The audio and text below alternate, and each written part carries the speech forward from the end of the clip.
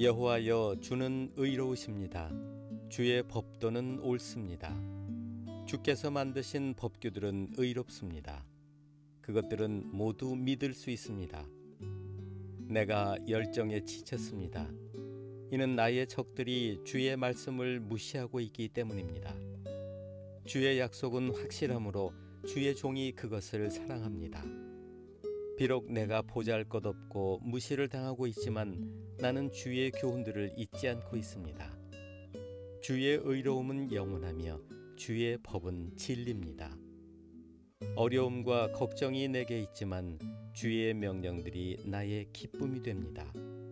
주의 법규들은 영원히 옳습니다.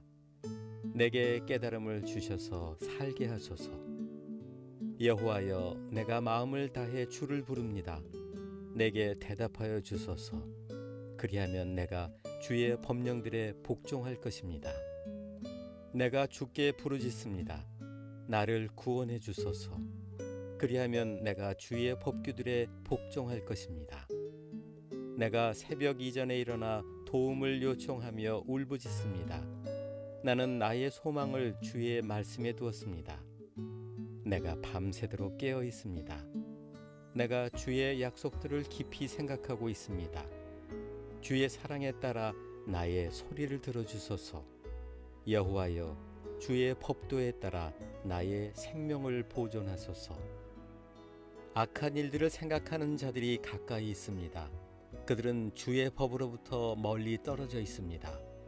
여호와여, 주는 가까이 계십니다. 주의 모든 명령들은 진리입니다. 오래전부터 나는 주의 법규들을 배웠습니다. 주의 법규들은 주께서 영원토록 지속되게 하신 것들입니다. 나의 고통을 보시고 나를 구원해 주소서. 내가 주의 법을 잊지 않았습니다. 내가 주장하는 것을 변호해 주시고 나를 구원해 주소서.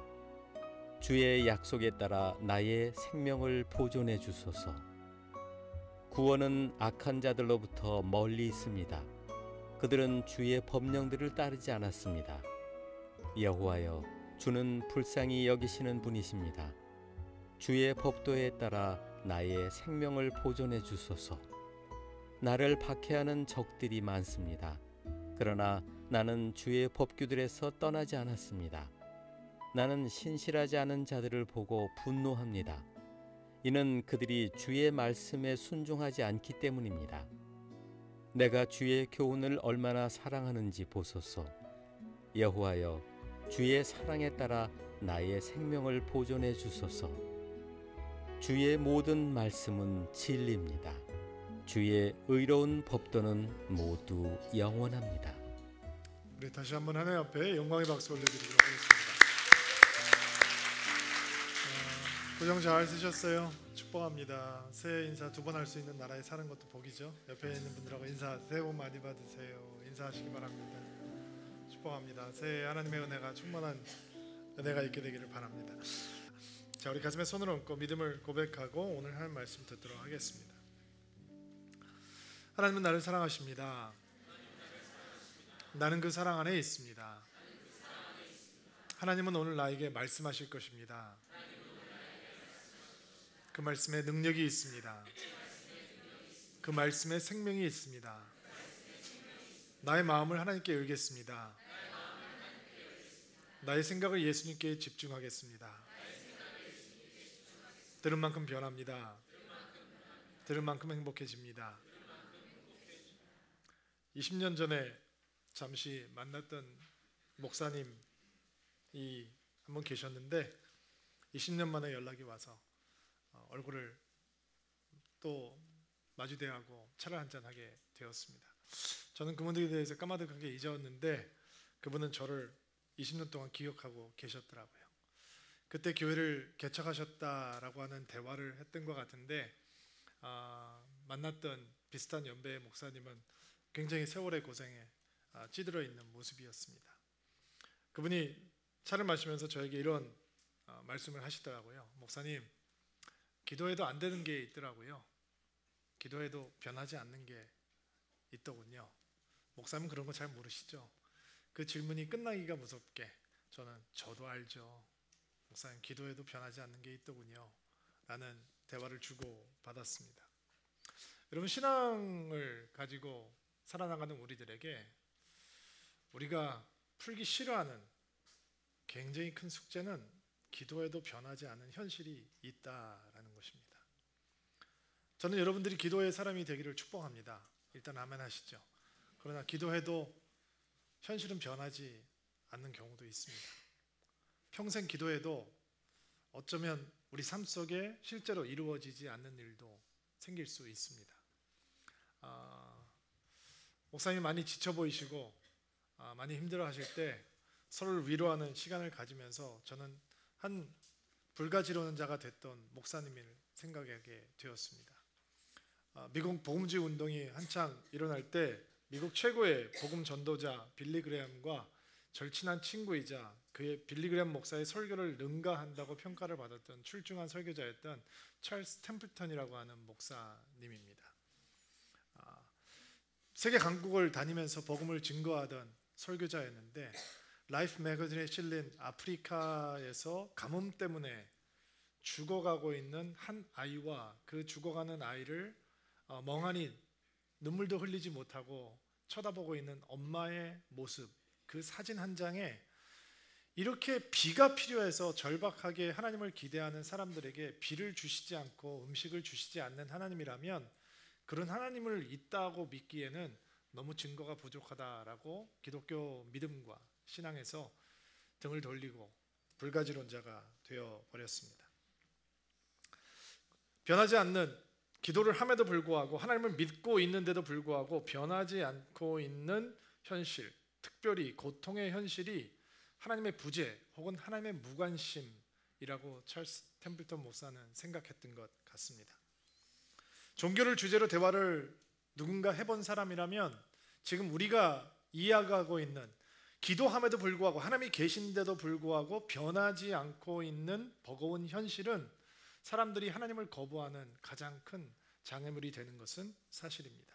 그렇다면 믿음의 사람들, 여러분과 저같이 신앙을 갖고 살아가는 사람들에게 우리가 기도해도 변하지 않고 있는 현장, 삶의 현장은 과연 믿음을 지워버리는 지우개가 될 것인가, 아니면 믿음을 세워가는 견고한 반석이 될 것인가, 그 구별은, 판가름은 어떻게 나는 것인가, 오늘 시편 기자의 고백을 통해서 좀 생각해 보려고 합니다. 정말 기도함에도 불구하고 변하지 않는 현실은 우리의 믿음의 숨통을 막아버릴 것인가? 시편 기자는 그렇지 않다라고 이야기를 하고 있습니다. 찰스 템플턴 목사가 이런 환경 속에서, 변하지 않는 현실 속에서 하나님을 계속해서 믿는 것은 지적인 자살이라고 다른 사람들을 비난했지만, 사실은 믿음이 흔들리지 않는 이유, 고통 속에서도, 변하지 않는 현실 속에서도 믿음이 흔들리지 않는 이유는 사고하고 싶지 않은 영적 게으름이나 멍청함 때문이 아니라 눈에 드러나는 현실보다 더 깊은 은혜가 진짜 존재하기 때문입니다. 눈에 보이는 게 다가 아니다라는 것이죠. 오늘 시편 기자의 고백의 에센스를 우리가 꺼집어낼 수 있다면, 여러분과 제가 하루하루 살아가면서 우리가 겪게 되는 어려움들, 그리고 기도함에도 불구하고 변하지 않는 상황들 속에서도 우리는 하나님에 대한 실망감이 쌓여가는 사람들이 아니라 하나님을 향한 소망이 찾아가는 사람들로 살아갈 수 있을 것이며, 하나님을 향해서 그냥 할 수 없이 믿어주는 것이 아니라 우리는 그분을 기대하고 그분의 은혜 가운데 거할 수 있을 것입니다. 변하지 않는 현실이 어떻게 믿음을 지워버릴 수 없었던 것일까? 우리 그 이유를 한번 찾아보도록 하겠습니다. 139절 말씀 같이 한번 볼게요. 139절 시작.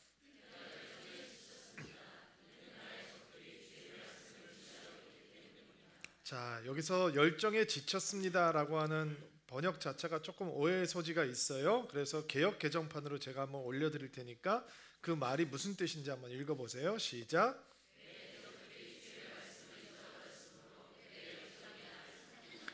한글 개역판에는 내 열성이 나를 소멸했다라는 번역을 했어요. 그러니까 나를 태워버렸다라는 뜻이에요. 나를 지치게 만들었다가 아니라 내 열정이 나를 태워버렸다라고 표현하고 있는 거예요.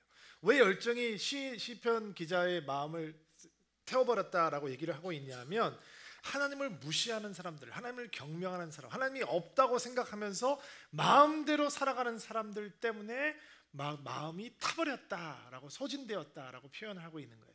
비슷한 표현이 시편 69편 9절 말씀에 나와요. 한번 올려드릴게요. 읽어주세요. 시작.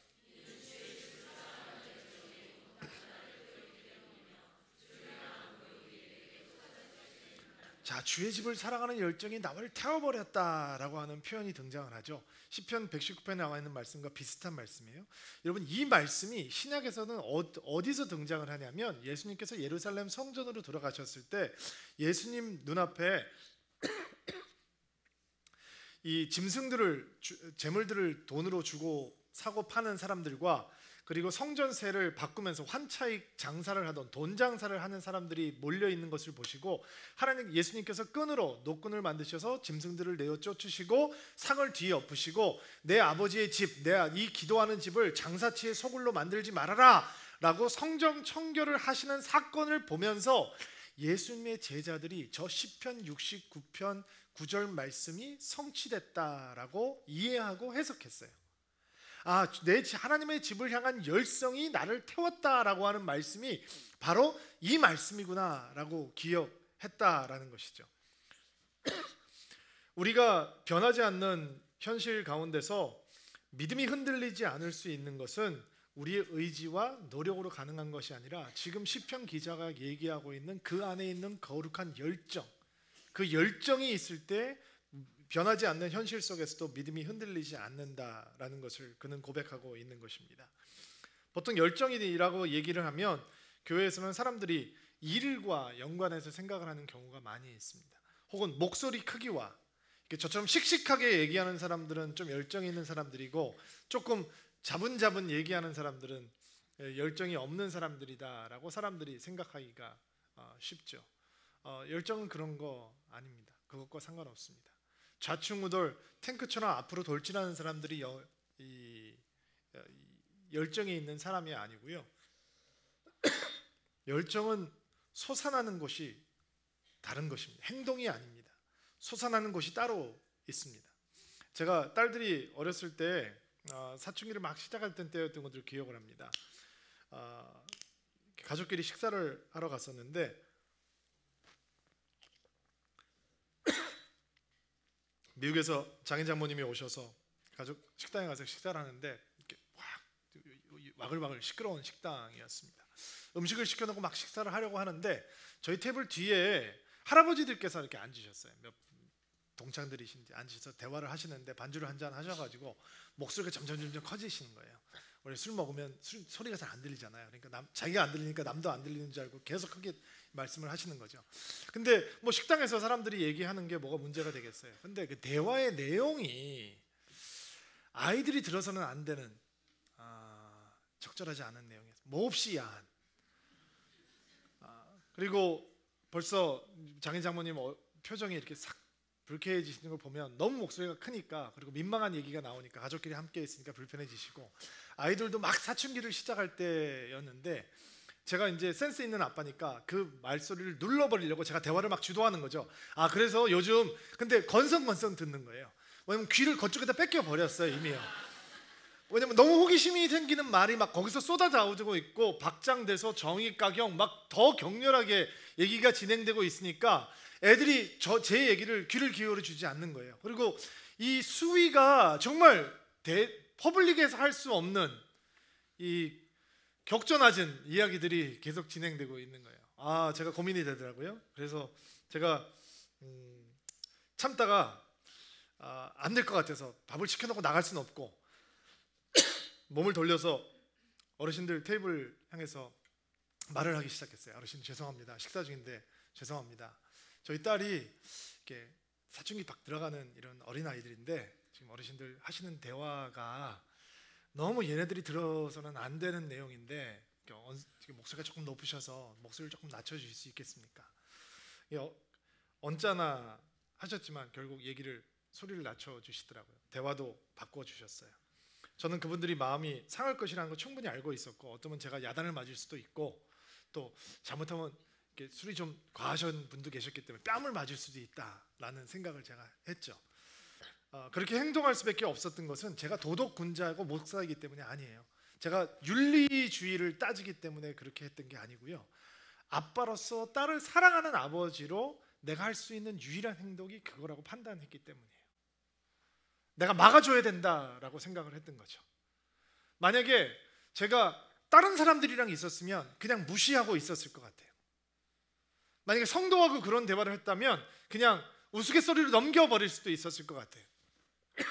그러나 내 생명보다도 더 소중한 나의 애들이 앞에 앉아있고 나는 그의 아버지로 뭔가 막아줘야 되는 상황이 됐던 거죠. 계산을 하는데 그 어르신들을 계산대 앞에서 만났어요. 정말 죄송합니다. 어르신 감사합니다. 인사를 하니까 그거 쉽지 않았을 텐데 젊은 사람이 용기가 있네. 이게 칭찬이 아니고 굉장히 언짢게 말씀을 하시더라고요. 용기 아니에요, 여러분. 제가 용기 있는 사람이 아니에요. 근데 아이들을 사랑하니까 내 안에 열정과 용기가 생기는 거죠. 여러분, 사랑이 열정을 만들어내는 거예요. 시편 기자가 얘기하고 있는 건 그냥 좌충우돌 앞으로 돌진하는 탱크 같은 코뿔소 같은 믿음을 얘기하고 있는 것이 아니라 누군가 하나님을 모욕할 때, 누군가 하나님을 무시할 때 그것을 견딜 수 없는 거룩한 사랑이, 하나님을 향한 열정이 그 안에 있다라고 얘기를 하는 것이죠. 그 열정이 우리 안에 있을 때 우리가 그 변하지 않는 현실 속에서도 하나님을 향해서 흔들리지 않는 믿음을 갖는 거예요. 여러분, 이 사랑이 왜 열정을 만드는지 다시 한번 제가 설명을 해볼게요.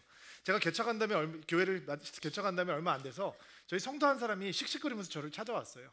목사님, 오늘 지하철에서 이상한 일이 있었어요. 무슨 이상한 일이 있었냐고 물어보니까 옆에서 어떤 사람들이 교회 얘기를 하더래요. 그래서 자기도 교회 다니니까 혹시 지하철 안에서 이제 뭐 신앙 얘기를 할 수 있을까 하고 귀를 쫑긋하고 들었다는 거예요. 근데 가만히 들어보니까 우리 교회 얘기를 하더래요. 우리 교회 얘기를 하더래요. 가만히 보니까. 그리고 저를 얘기하더래요. 저에 대해서.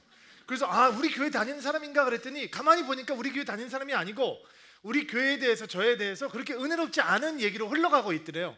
그래서 이렇게 듣다가 발끈했대요. 이거 보세요. 당신 우리 교회 와봤어요? 여호사 목사 만나봤어요? 하고 따지기 시작했대요. 그러니까 왜 그러셨어요? 그냥 놔두시죠. 목사님, 그때 그분 말이 정말 제 마음속에 오래 남아요. 목사님, 우리 교회잖아요. 목사님, 우리 목사님이잖아요. 사랑인 거죠. 근데 거기서 그러게 말이에요. 저도 그렇게 생각해요. 맞는 얘기라도 여러분, 시편 기자가 이야기하고 있는 그 열정이 이해가 되시나요? 하나님이 무시당하고 경멸당하고 하나님이 없는 것처럼 사는 앞에서 시편 기자가 흔들리지 않는 건, 그가 기도함에도 불구하고 그의 숨통을 조일 만큼 고통이 가까이 있는데도 불구하고 그가 흔들리지 않는 믿음을 견지할 수 있는 것은 그의 불굴의 의지 때문이 아니라 그 안에 하나님을 향한 사랑이 거룩한 열정을 뿜어내고 있기 때문이죠. 여러분, 내가 열정 있게 살아야 되는데 라고 생각할 때 교회에서 일을 하려고 하시면 안 돼요. 사고 나요. 여러분도 상하고 여러분과 함께 하는 자는 상해요. 내 안에 열정이 부족한데 라고 하면 여러분의 사랑의 게이지를 체크하셔야 돼요. 내가 하나님과 온전히 사랑에 빠지고 있는지, 하나님을 제대로 사랑하고 있는지, 내가 그분의 사랑을 제대로 누리고 있는지 우리는 그 사랑을 체크해야 되는 거예요. 그 사랑이 솟아나면 하나님을 향한 거룩한 열정은 솟아나게 되어 있단 말이죠. 시편 기자가 우리에게 알려주고 있는 것은 바로 그 거룩한 열정이 우리로 하여금 흔들리지 않게 한다라는 것이죠. 143절 말씀 볼까요? 시작.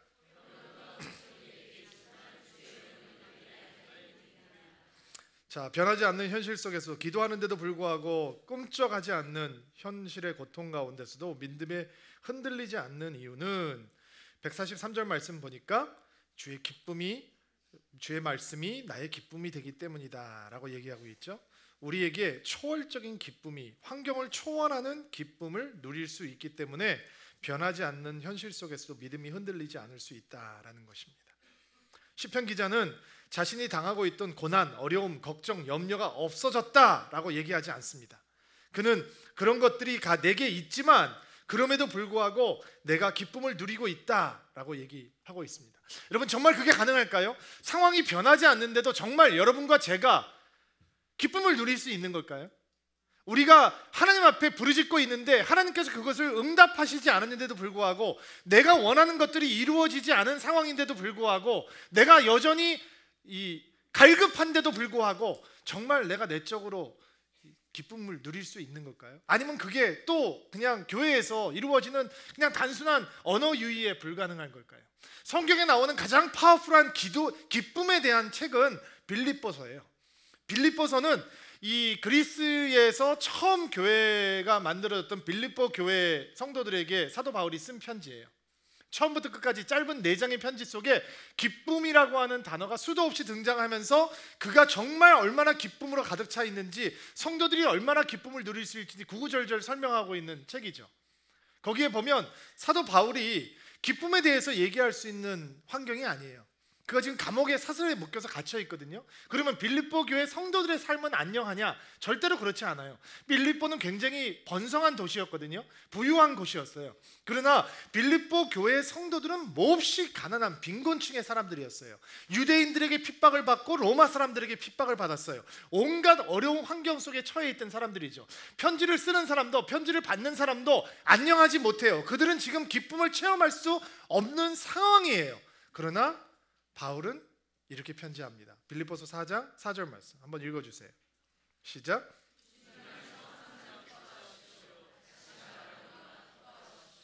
정말 그게 가능한가? 어떻게 사슬에 묶여있는 사람이 그렇게 고난을 당하고 있던 사람들에게 항상 기뻐하라 라고 말할 수 있는가?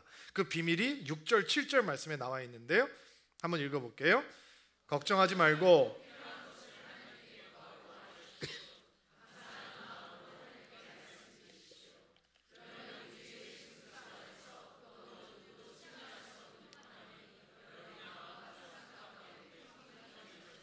자, 편지를 쓰는 사람도 편지를 보낸 사람도 안녕하지 않은데 항상 기뻐할 수 있는 건 기도 때문이죠. 기도에 있는 거예요. 기도 때문에 기쁨의 사슬에 묶이지 않고 고난에 갇히지 않는다라고 바울이 설명을 하고 있는 거예요. 자, 그러면 시편 기자는 여전히 기도하고 있는데도 불구하고, 하나님의 사람인데도 불구하고, 하나님의 말씀을 붙들고 있는데도 불구하고, 하나님에 대해서 그 마음이 변하지 않는데도 불구하고 그의 상황은 여전히 똑같은데 그가 누리게 되는 내적인 기쁨은, 초월적인 기쁨은 어디서 오는 걸까요? 그것도 너무 궁금하죠. 145절 말씀 한번 읽어볼게요.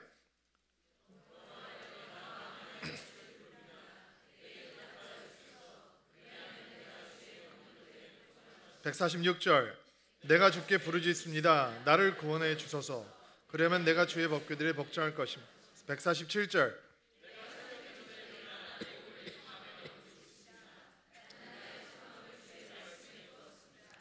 내가 주를 부릅니다. 주께 부르짖습니다. 도움을 요청하며 울부짖습니다. 시편 기자가 변하지 않는 그의 인생의 현실 가운데, 상황 속에서도 흔들리지 않는 믿음을 가지고 있었던 것은 변하지 않는 환경 앞에서도 여전히 전심으로 기도하고 있었기 때문이었다라고 그는 설명하고 있습니다. 그런데 이 기도가, 여러분, 기독교의 전유문이 아니잖아요. 그렇죠?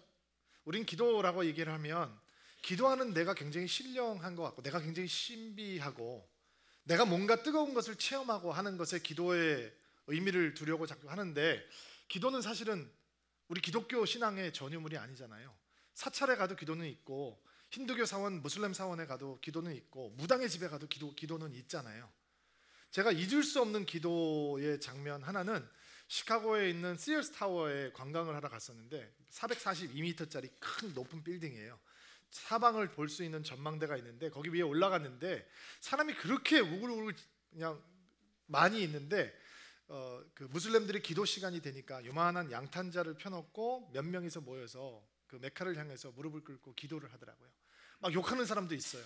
전혀 개의치 않고 그들은 엎드려서 절하면서 기도의 시간을 지키더라고요. 여러분, 기도가 특별한 건 그런 진지함 때문이 아니에요.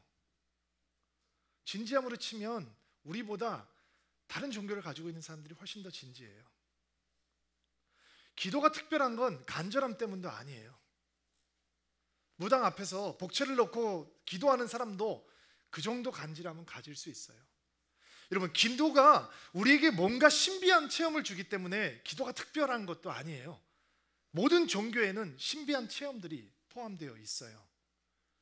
기도는 우리 때문에 특별해지는 게 아니에요.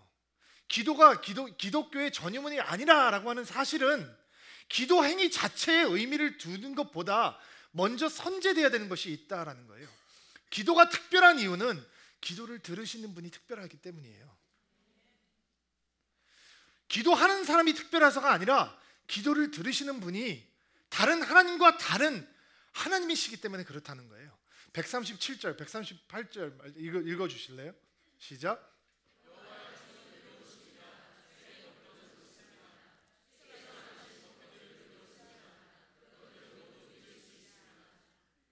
자, 하나님께서 우리의 과거, 우리의 현재, 우리의 미래, 우리가 마음에 안 들어 하는 것들, 아직 기도했지만 이루어지지 않고 있는 것들, 어쩌면 계속 변하지 않을 상황에도 불구하고 하나님은 의로우시며, 아멘, 하나님은 선하시며, 하나님은 약속을 지키시는 하나님이시며, 하나님은 그 안에 어떤 선도 없으시며, 하나님은 정의로우시며, 하나님은 공의로우신 하나님이시기 때문에 우린 기도의 자리에 나아가면서 우리의 공로를 의지하고 우리의 노력을 의지하는 것이 아니라 그 하나님의 선하신 사랑과 은혜를 의지할 수 있기에 기도가 우리에게 환경을 초월할 수 있는 기쁨을 허락해 준다라는 거예요.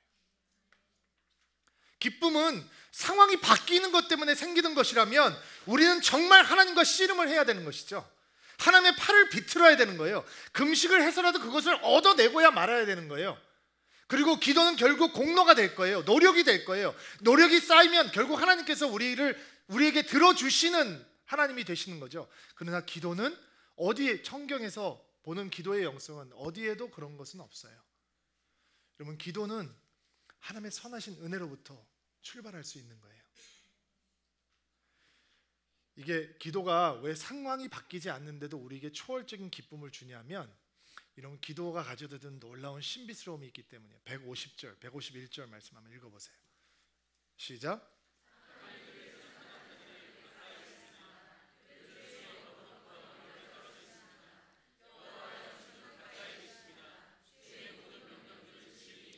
자, 150절 다시 보세요. 뭐가 가까이 있다고 나오죠? 악한 일을 하는 자들, 원수가, 문제가, 악이.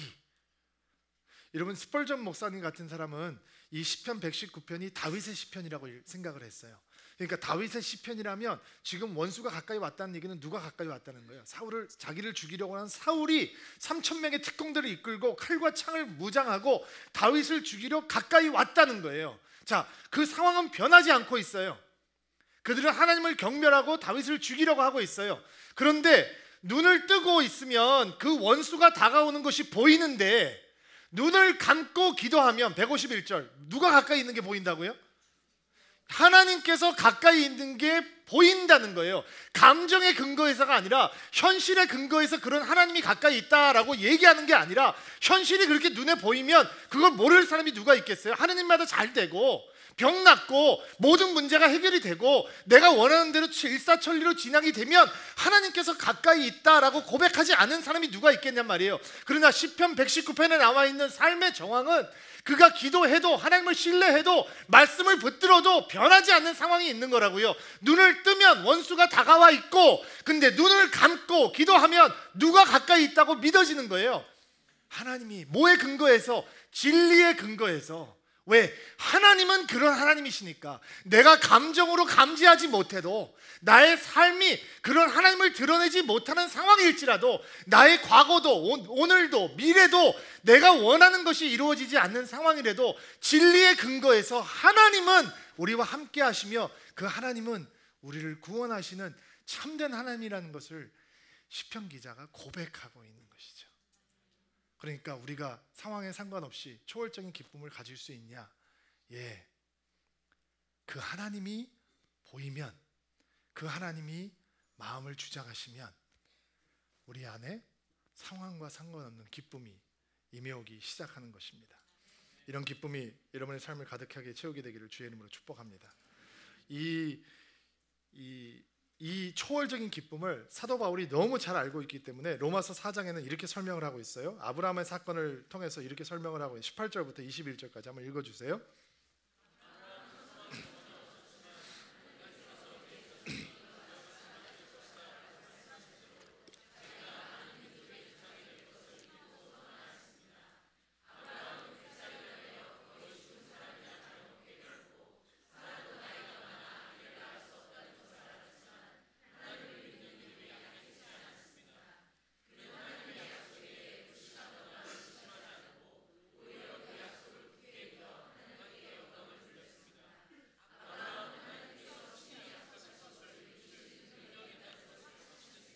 자, 75세 하나님께서 내가 너 아들 줄게 라고 말씀하시고 100살이 될 때까지 그 약속이 이루어지지 않았지만 그는 믿음이 약해지지 아니하고 하나님께서 친히 약속하신 것을 이루실 능력이 있는 하나님이라 라고 하는 것을 믿고 확신하고 있었다라는 것이죠.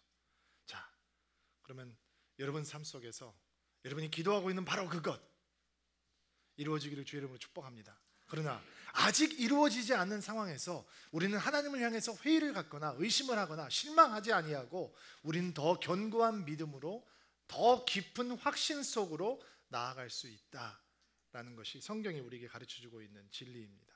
한 군데만 더 볼게요. 148절 말씀 시작.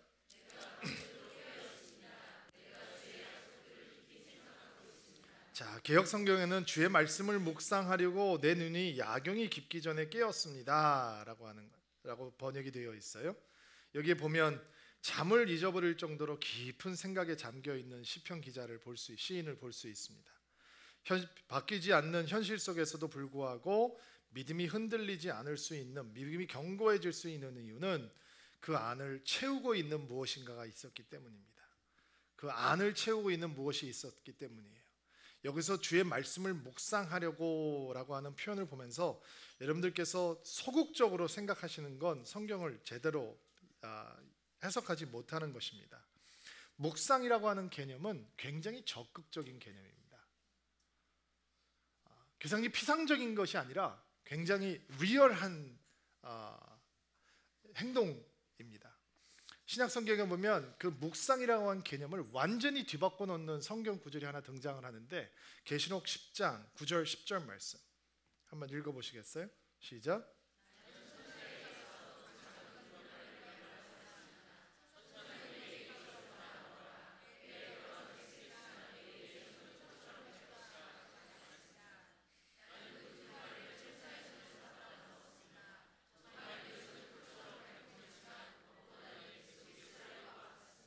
하나님의 말씀을 담은 두루마기를 달라고 하니까 천사가 그걸 받으라라고 하지 않고 받아 먹으라라고 얘기를 하죠. 그리고 요한은 그것을 받아 먹었다라고 얘기해요. 그 단어의 그 표현에 주목하셔야 돼요. 받아 먹었다, 받아 먹으라라고 하니까 받아 먹었다라고 얘기를 해요. 근데 이 받아 먹으라라고 하는 천사의 단어가 신약 성경에서 또 다른 곳에 등장을 하는데 어디서 등장을 하냐면 예수님께서 잡히시던 날 밤에 제자들하고 마지막 만찬을 하시면서 떡을 떼시고 가지사 축사하시고 떼어주시면서 가라사대 어떻게 뭐라고 말씀하시죠? 받아 먹으라라고 말씀하셨어요. 받아 먹으라. 자, 테이블 리와인드에서 조금 사건을 뒤로 돌려서 예수님께서 오병이어의 기적의 현장에서 이 보리떡 5개로 남자들 5,000명이나 되는 사람들이 먹고 남는 기적의 상황 속에서 예수님께서 그 사건을 해석하는 설교를 들어보면 나는 하늘로부터 온 생명의 떡이다. 나를 먹어야 산다라고 말씀하셨어요. 자, 묵상이라고 하는 것이 말씀이신 예수님을 먹어 치우는 거란 말이에요. 먹어 치운다는 것이 먹어서 없앤다는 것이 아니라 먹어서 소화시키는 거예요. 여러분, 말씀이 우리 바깥에 머물면 우리가 공경 가운데 우리 상황이 우리 상황이 변하지 않을 때 절대로 우리는 말씀 때문에 견고한 신앙을 가질 수 없죠. 말씀이 우리 안으로 들어와야 돼요. 소화가 돼야 된단 말이죠. 말씀이 몇 구절을 알아도 그 말씀이 내 바깥에 있는 것이 아니라 내 안으로 들어와야 돼요. 그래서 그 말씀이 나를 지배해야 되는 것이죠. 말씀이 머리에서만 머물러 있으면 너무 우아한 종교적인 대화에는 익숙할 수 있지만 그 삶이 그 말씀으로 통치되지 않죠. 예수님께서 율법사와 대화를 나눈 가운데 이 묵상이라고 하는 말씀을 우리 안으로 가져 들어와서 그 말씀으로 하여금 우리 안에서 녹아나게 하며 말씀이 우리 안을 채우게 해야 된다라고 하는 그 대화가 누가복음 10장 말씀에 등장을 하는데, 율법학자가 예수님을 시험하려고 이렇게 물어봅니다. 제가 무엇을 해야 영생을 얻을 수 있겠습니까? 그리고 예수님께서 그에게 이렇게 물으시죠. 율법에 뭐라고 기록되어 있느냐? 구약에 뭐라고 써 있느냐? 근데 그 진짜 질문은 그 다음 질문이었습니다. 구약에 뭐라고 써 있느냐라고 하는 것을 예수님께서 모를 리 없고 율법사가 모를 리 없습니다. 예수님께서 진짜 물어보고 싶은 얘기는 이 얘기였습니다. 구약에 뭐라고 써 있느냐? 말씀에, 율법에 뭐라고 기록되어 있느냐? 너는 그것을 어떻게 읽느냐? 라고 하는, 너는 그것을 어떻게 먹고 있느냐? 어떻게 소화시키고 있느냐? 그 말씀을 어떻게 채우고 있느냐라고 하는 질문이었죠. 근데 율법사는 여기다만 채우고 있는 사람이니까 그 말씀을 이해를 하지 못합니다. 말씀에는 하나님을 사랑하되 몸, 마음과 뜻과 힘을 다하여 사랑하라고 나와 있습니다. 그리고 내 이웃을 내 몸과 같이 사랑하라고 되어 있습니다 라고 얘기를 하죠. 그는 성경을 잘 읽었습니다. 잘 이해했습니다. 잘 기억했습니다. 그리고 예수님께서는 그것을 인정하시죠. 내 대답이 옳다. 그러면 그것을 행하여라. 여기에 포인트가 있는 겁니다. 그것을 행하여라라고 하는 말씀은 이제 말씀을 먹으라라고 하는 말씀입니다. 내 내면을 그 말씀으로 채우고 그 말씀으로 인해 너의 삶을 주도해 가라라고 하는 말씀이죠.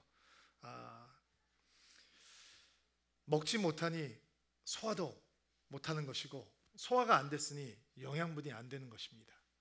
그러니까 말씀을 알지만 환경이 변하지 않을 때 우리는 하나님을 향해서 견고한 믿음을 갖는 대신 이리 흔들 저리 흔들 거릴 수밖에 없는 것이죠. 목사였다가 불가지론자로 변해버린 템플턴 목사의 이야기로 돌아갑시다. 그가 회의와 의심을 갖고 교회와 하나님을 떠나자 빌리그레함 목사가 그의 옛 친구를 찾았다고 합니다. 그리고 두 사람 가운데 논쟁이 벌어졌습니다. 템플턴 목사는 빌리그레함 목사님에게 너에게도 그런 회의와 의심이 있지 않느냐? 우리 같이 진지한 고민을 한번 해보자. 정말 우리가 그동안 설교했던 하나님이 진짜 역사적으로 존재하는 하나님인지, 성경이라고 하는 것이 정말 지성과 이성이 받아들일 수 있는 것인지, 그 복음이 정말인지 아닌지 우리 진지하게 공부를 해보며 연구하자. 나와 함께 하자 라고 설득을 했고, 빌리그레함 목사님은 성경은 하나님의 말씀이며 예수 그리스도는 인류에게 주신 하나님의 유일한 구원자이시며 이 복음은 우리가 전해야 될 유일한 좋은 소식이라고 서로 설득했다고 합니다. 그리고 빌리그레함 목사님은 템플턴의 이야기 속에서 자기 안에 있던 회의, 의심의 정체를 발견하고 굉장히 고통스러운 시간들을 보내셨다고 합니다. 템플턴 목사는 세속적인 신학교로 가서 하나님을 향한 안녕이라고 하는 책을 쓸 때까지 자기의 불가진호를 키웠고, 빌리그레함이라고 하는 복음 전도자는 산으로 올라가서 그 안에 여전히 존재하는 의심과 회의, 변하지 않는 고통의 현실들을 향한 지울 수 없는 질문들을 품고 하나님 앞에 겸손하게 무릎을 꿇고, 그럼에도 불구하고 나는 하나님의 말씀을 전하는 복음자가 될 것이며 성경을 하나님의 말씀으로 믿을 것이며 예수를 하나님의 아들로 믿을 것이며 고백하며 그의 삶을 다시 정돈했다고 합니다.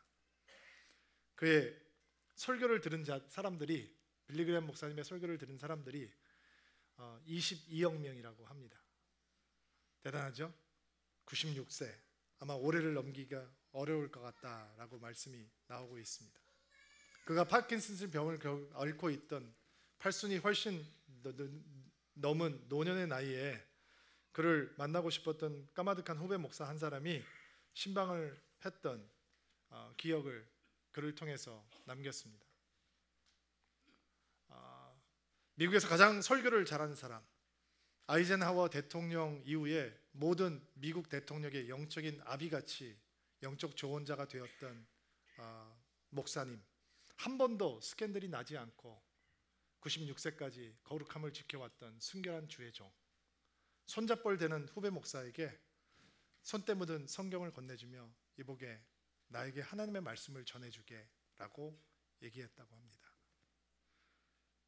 여러분, 믿음이 굳건해지는 건 우리가 원하는 대로 상황이 풀리기 때문이 아닙니다. 우리의 현재가 그리고 우리의 내일이 우리 마음에 흡족하지 않아도 우리의 영혼을 하나님의 말씀으로 채워가는 순간 상황이 흔들지 못하는 진짜 하나님을 보게 되는 것입니다.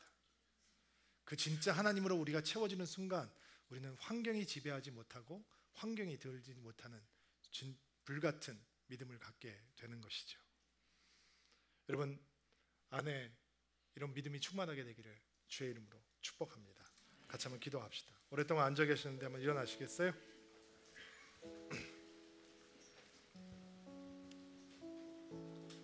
같이 한번 기도합시다.